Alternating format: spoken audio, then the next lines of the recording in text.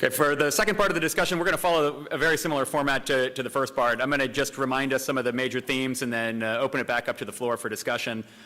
What I wanted to talk about generally, and what's on the forefront of everyone's minds right now, as we're thinking about transportation, just how disruptive this time is right now. You can see quotes in the news all the time. I think the one from GM is quite telling that that the auto industry may change more in the next 5 to 10 years than it did in the last 50. And you start thinking about why that is. It's been coined in the academic world as sort of the 3 revolutions. Sometimes you're lucky to have 0 or 1 revolution at a time in the transportation landscape. Thinking about what autonomous vehicles are going to do. Hani gave a great talk already trying to give us some of the insights and where some of the challenges and the sensitivity points are in terms of what the automation development looks like and how it's going to impact our transportation systems. The shared mobility systems, the Ubers and Lyfts, we've heard everything from how the campus is dealing with that to how the different routing algorithms are influencing the network. Electric vehicles hasn't been a forefront of the topic today, but it's certainly on the environmental side something that's at the forefront of every major auto company.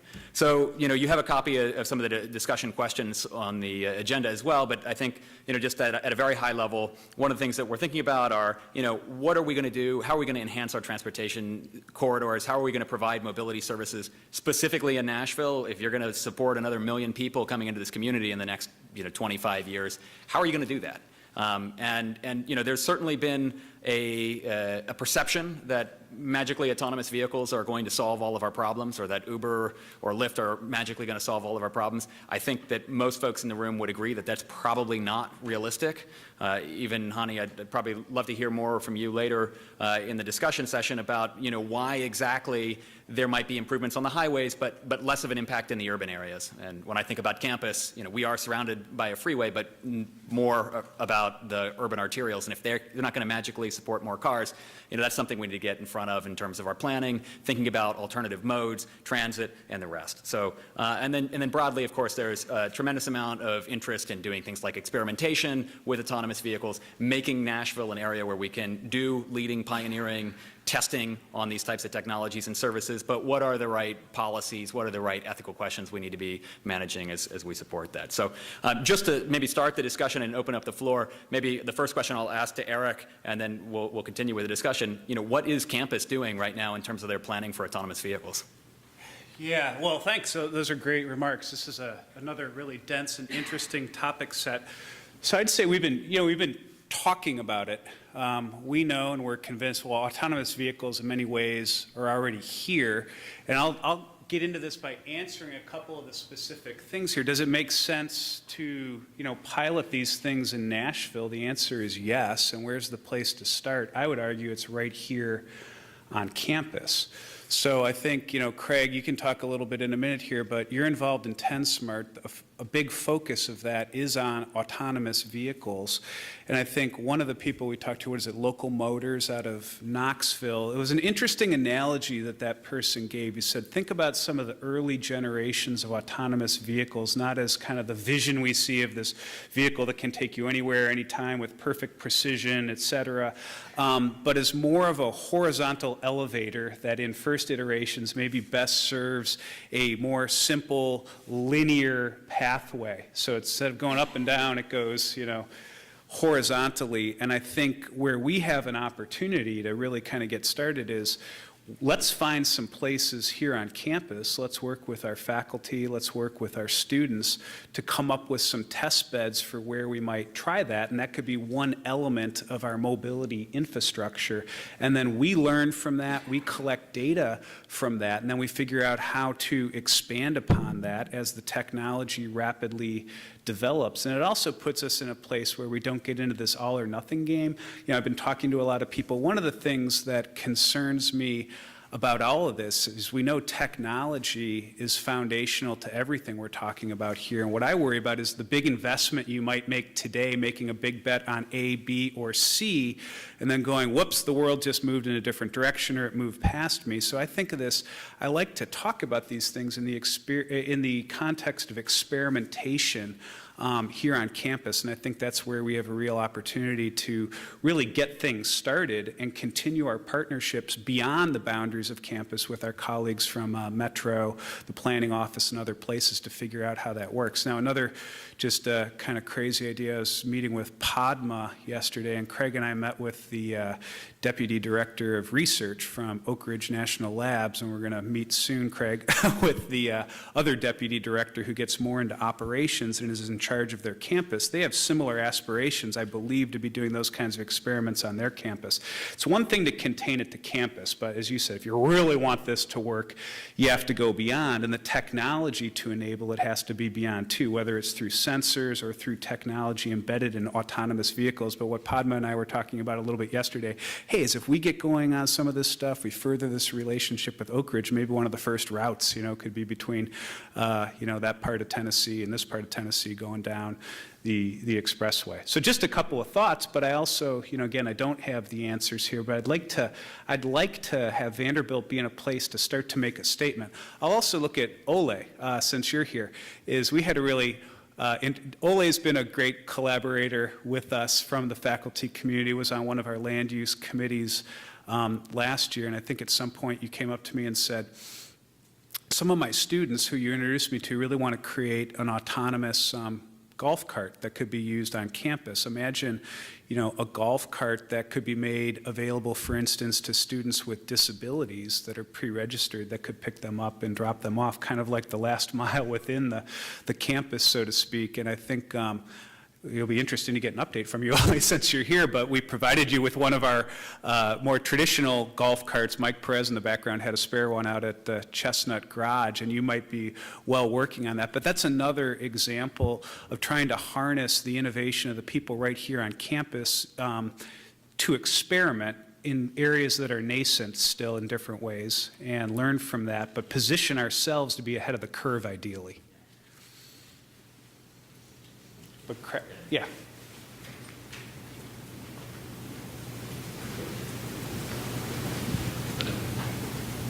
Did you want an update now on the golf cart? So yeah, as Eric mentioned, a group of students, I'm an historian, and I'm building an autonomous driving golf cart, which is a little unusual. I do history, science, and technology studies here at Vanderbilt, and I have a number of students who are trying to figure out how far can we get towards building an autonomous vehicle of some sort or another without being an engineering or a commercial enterprise. And this has kind of been the rough goal. What is an educational enterprise? What does it take? Who's involved? Who needs to be involved? And it's going quite well. In fact, we just got a grant over the last couple of weeks ago to help get some of this enterprise up and running. The cart doesn't go anywhere yet.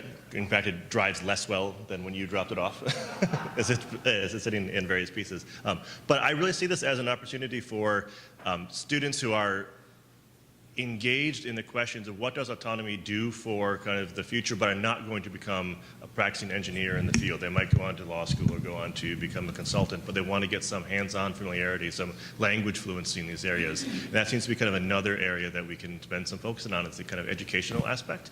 And now that I have the microphone, I kind of want to ask a question. Can I do that as well? For the group. I apologize, I had to teach last hour, so I missed discussion on incentives, and it might be more related to that workshop. But as I've been listening today, I was here all morning, a lot of the discussion has to do with treating the human component of this somewhere between the fully rational economic actor, and of course the last talk encourages not to think of it in terms of that rational actor. But I've been thinking that the other kinds of massive educational enterprises that we kind of see as generational changes in how people, particularly in this country, think big issues like HIV or recycling or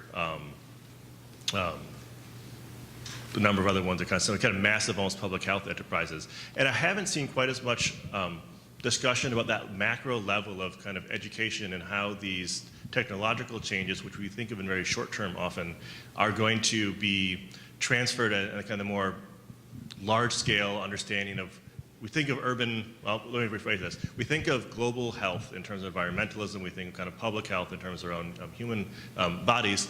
I don't see much discussion around kind of urban health.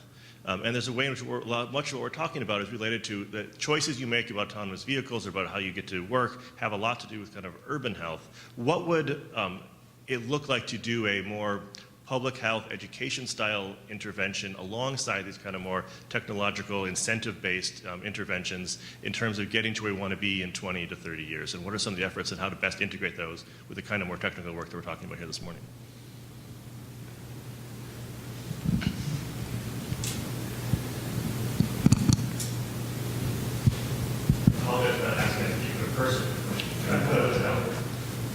Does anyone like to respond to the health aspects of incentivization first?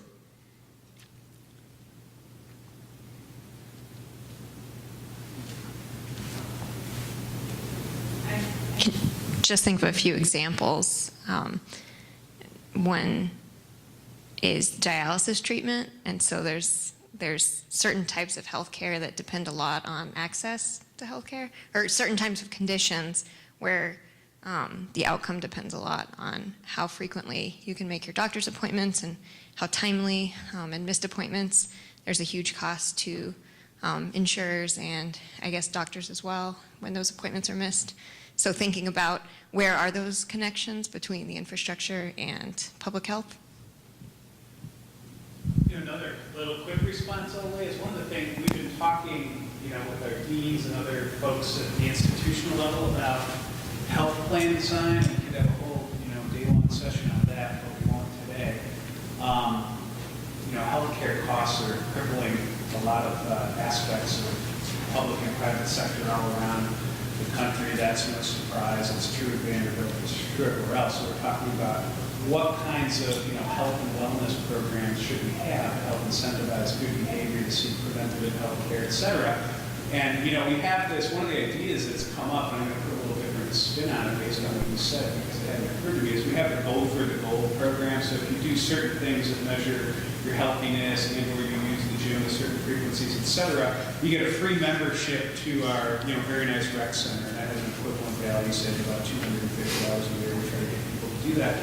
Maybe there's some other things we could do in the context of a health plan where we quantify and describe certain elements of mobility behaviors that accrue to individual value in terms of healthcare costs for employees. So I'll kind of noodle that. Yeah, the question actually, that's very interesting. I'm curious about public health in that sense. I made it more as a model, parallel model to take the talk on Waze and Google and what it's doing to local neighborhoods in terms of increasing traffic. And we began that by thinking about the selfish actor, right? You can't have somebody take a longer commute because you want to maximize your own utility. That's it.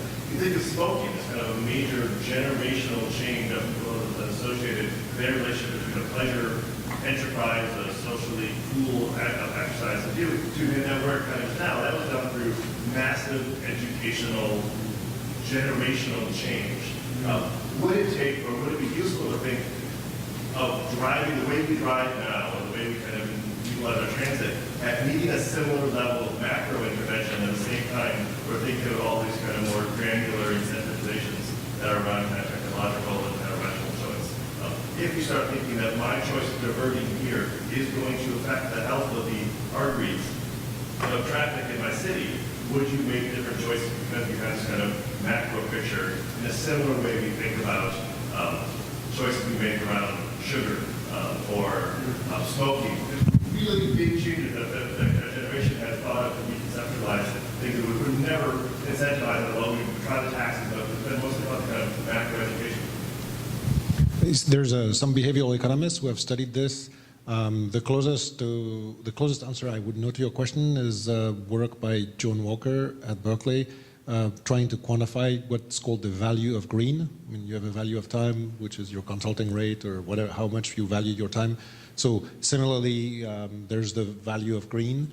I don't know what that value is, but it must be very high because obviously people are not doing it. So I think that's the way I would look at it.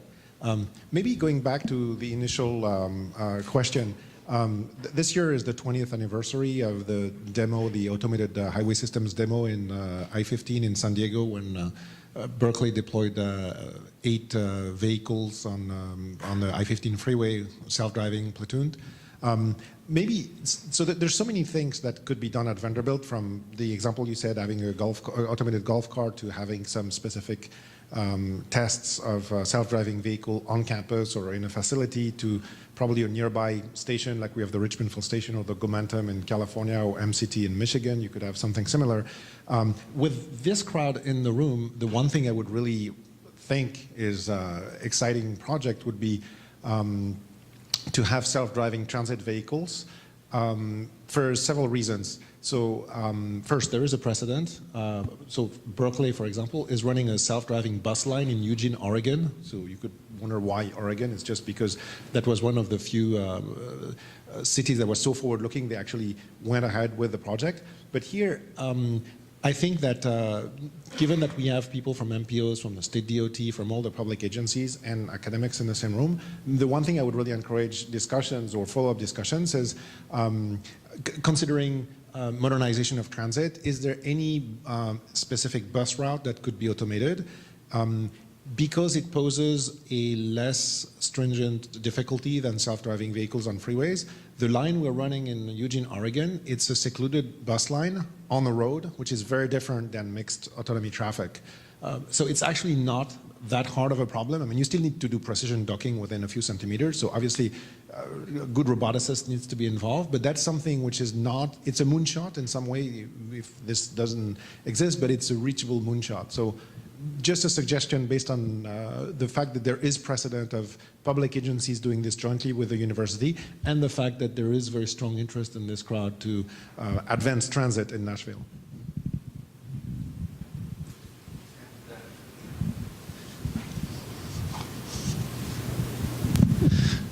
Yeah, I would say that that's something that, you know, we would definitely be really interested in. We see the advantages of autonomous buses, even if they have an operator on board to handle emergency issues and that kind of thing, because one of the biggest variables to travel time or resulting in, for example, bus bunching and other things that impact reliability is just differences in the way that individual operators drive. And so if you can minimize that variability through at least some level of autonomy on the part of the vehicle, then you can do you can make the service more regular, reliable, and you can also, without direct intervention from a dispatcher, smooth out issues before they snowball and you end up with 4 or 5 buses on top of each other. Because a bus route is an inherently unstable sort of system, in that if one bus gets a little bit behind schedule, it picks up more passengers and gets further and further behind. So you can take that kind of proactive approach.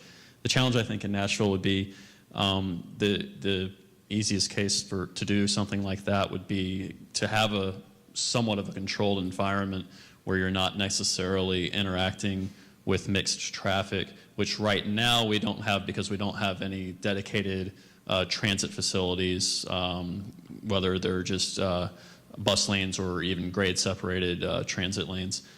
So being able to establish that on a corridor, on a portion of a corridor, I think would be really important, at least for an early pilot. Of course, eventually the goal would be to be able to have those vehicles operate in mixed traffic, but may not be realistic, at least for the next couple of years.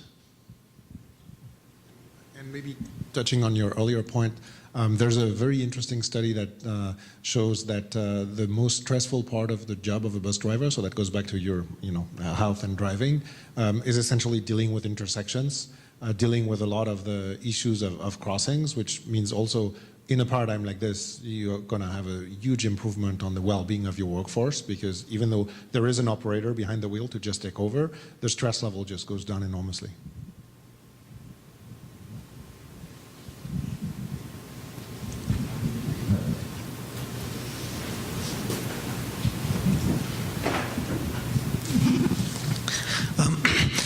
On the issue of tests and demonstrations, a couple of things. In terms of a large-scale demonstration, first of all, on sort of a public freeway, and I'll go back to the campus issue.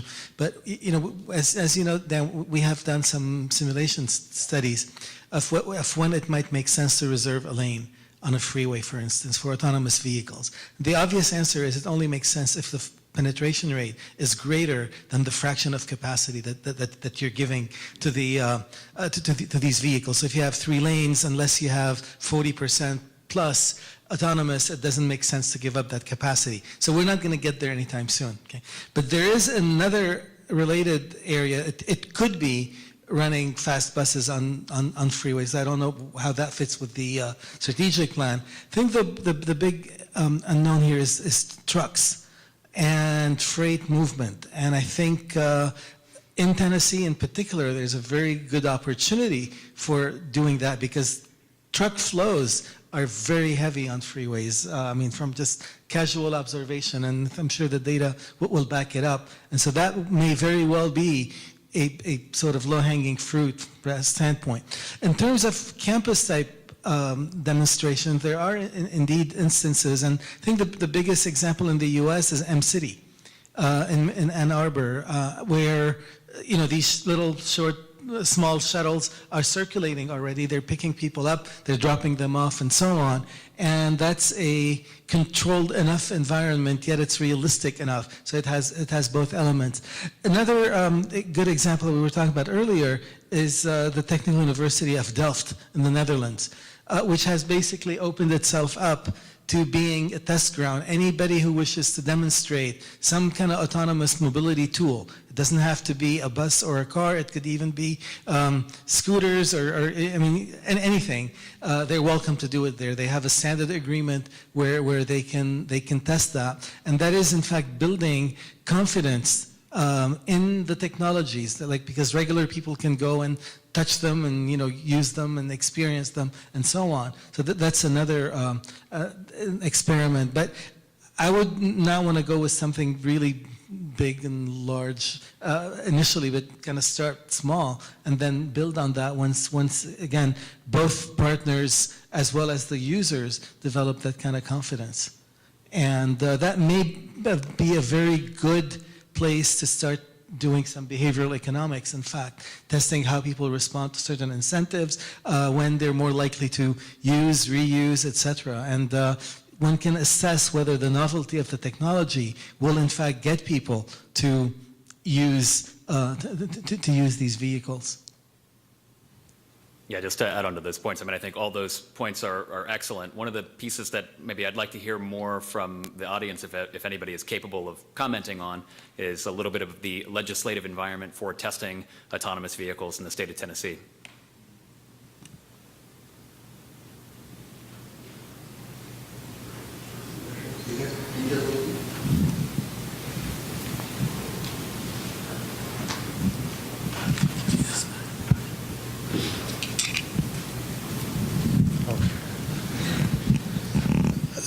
As far as legislation, it's pretty open right now. There was legislation passed last year at the state level that restricted the ability of cities to enact their own legislation. So at this point, there's not a lot that cities can do proactively as far as laying a framework for restrictions on that. Although at some point it will be important for cities to do more of that. One of the big challenges that I see is that in addition to the thing that Aaron mentioned earlier in her presentation about the amount of people you can move with transit vehicles as opposed to AVs, is the impact on curb space. And more cities are recognizing that curb space is one of the most valuable assets that a city has. And I think that one of the challenges will be is if cities are not able to regulate what happens at the curb, that's going to have an impact on what happens in the city and how people are able to access goods and services within that jurisdiction. And that's going to be problematic if it's prohibited at some point. Hopefully that won't come to pass, but it is something that we need to keep an eye on.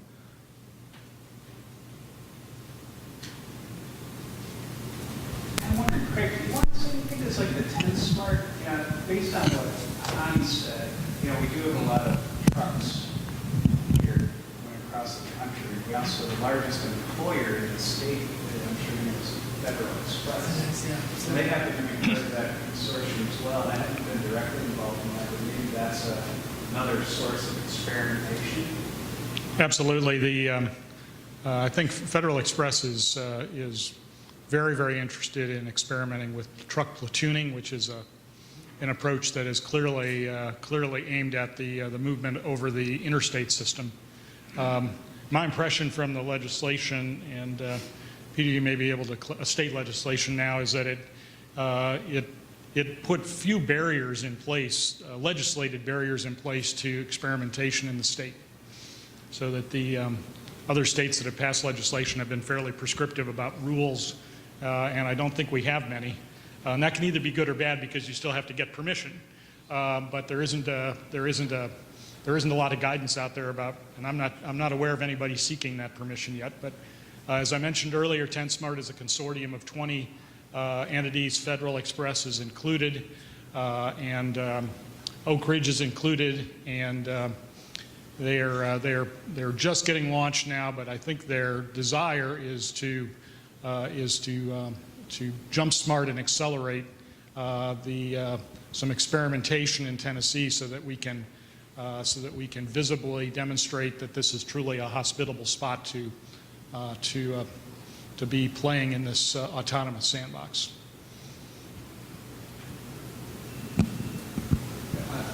I'd quickly like to ask a related question, and perhaps maybe Peter or somebody from the metro side can actually answer. Has there been any kind of community engagement studies of how people around Nashville or in the related counties might react to autonomous vehicles? So for example, are they eager to actually get an autonomous bus or autonomous transit? Has some kind of study been done? Not to my knowledge. Generally, from what I've heard, people have two reactions. One is fear, one is excitement. And then after, I guess the idea is that after the first 5 minutes of a trip in an AV, they go back, the excitement kind of goes down. Like, yeah, I'm in a car. But I think the idea is, as far as surveys that gauge people's reaction specific to Middle Tennessee, I've not seen those yet. I don't know if others have, but.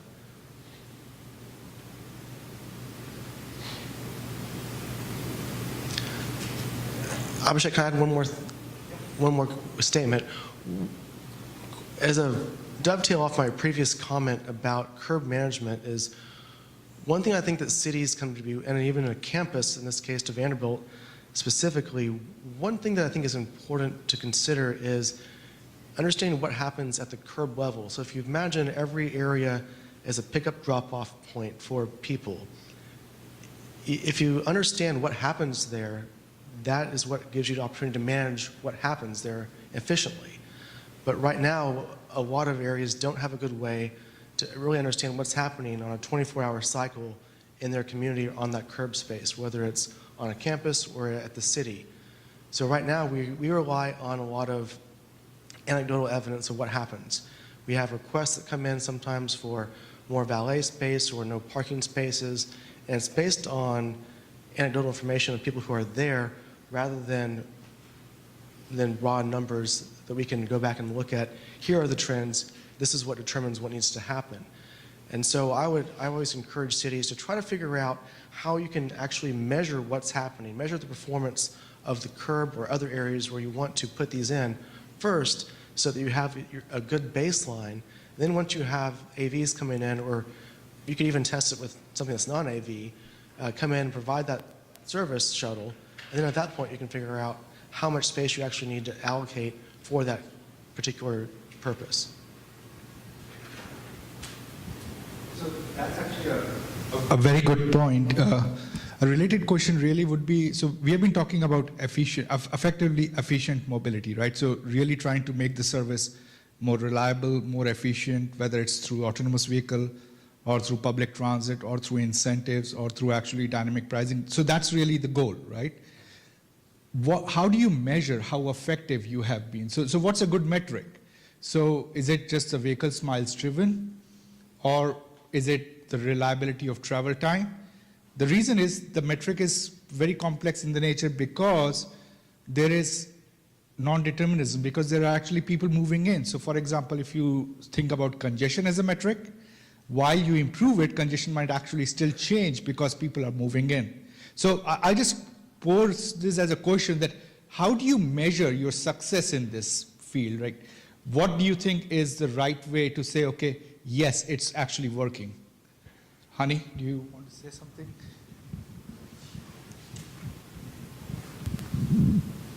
I think there are two things. I mean, ultimately, it's the experience of the user as a central metric. I mean, because that is going to determine how people are reacting, etc. So everything that is relevant to the to sort of user-centric measures like wait times and vehicle times, measures of convenience and so on are going to be a set that you consider.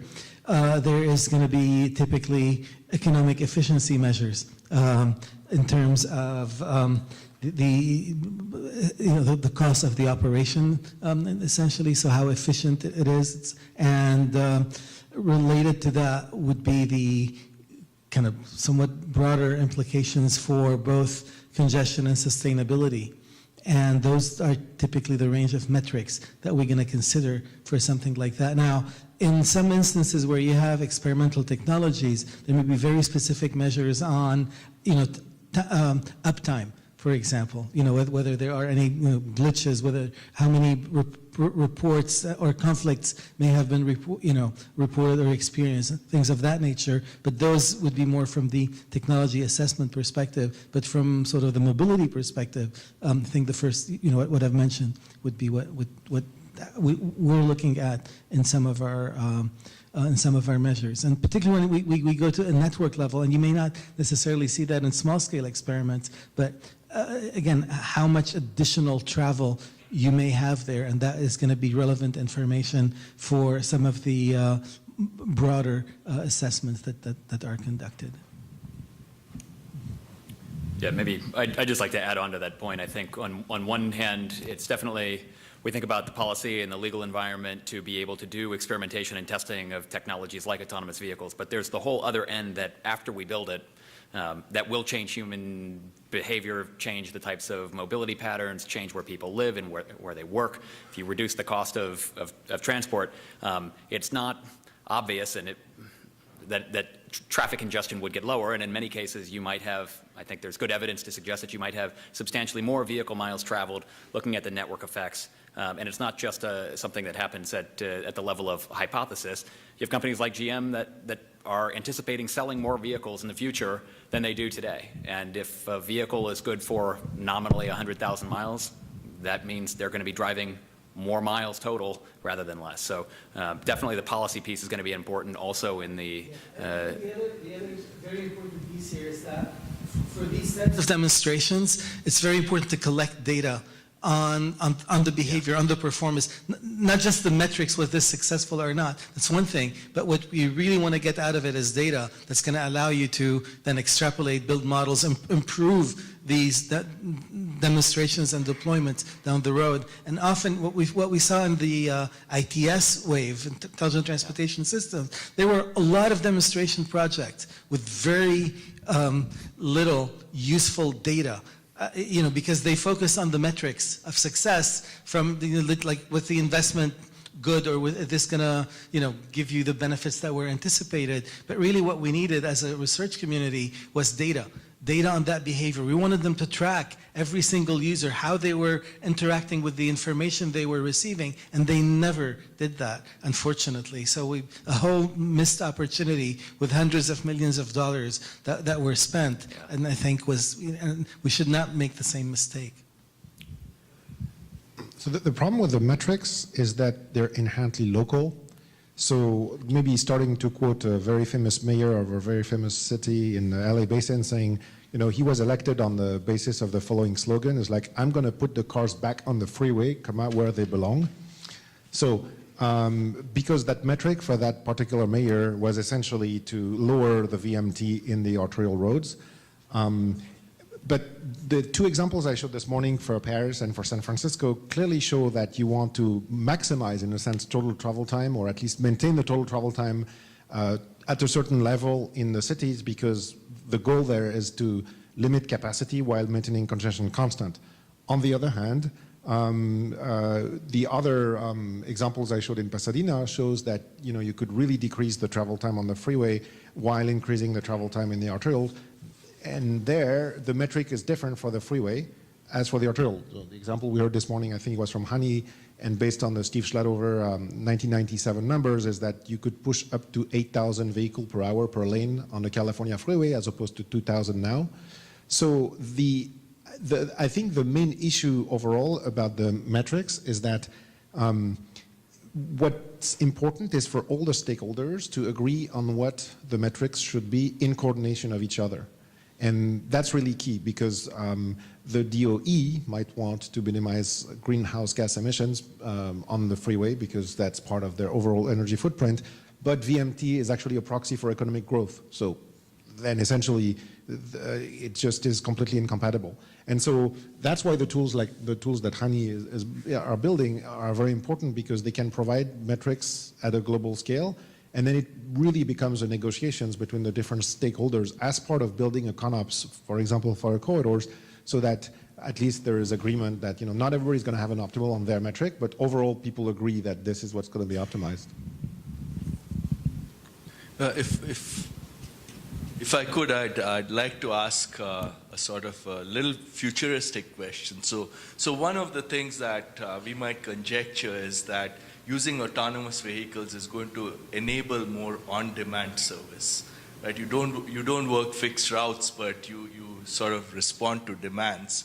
I would like comments from the experts as to whether that's true. And I'll ask one more question so you can answer both together. How does that then scale up to, say, a fleet of vehicles and not just thinking of one vehicle? So I was at the Uber Summit last week, and they pointed their finger exactly on that. So for example, if you order an Uber in Nashville at 4 a.m., you're going to either have no car or a huge surge price because nobody wants to drive a car at 4 a.m. I mean, it's just a nature of the thing. So one of the objectives of the automation of the fleets of mobility as a service is essentially to be able to shave that surge phenomena, which is essentially doing what you're suggesting, or what you're saying, which is it's going to increase the availability of on-demand services. And that is one of the reasons why these Lyft and Uber and Didi and all these companies are really obsessed really with getting there first, because that's going to provide a huge advantage. As soon as you can shave the surge, then you can operate in a two-sided market much more efficiently, and then a three-sided market like Uber Eats even better. So that's one of the reasons. Anybody else? I think I may use that as an opportunity to thank you all for the discussion.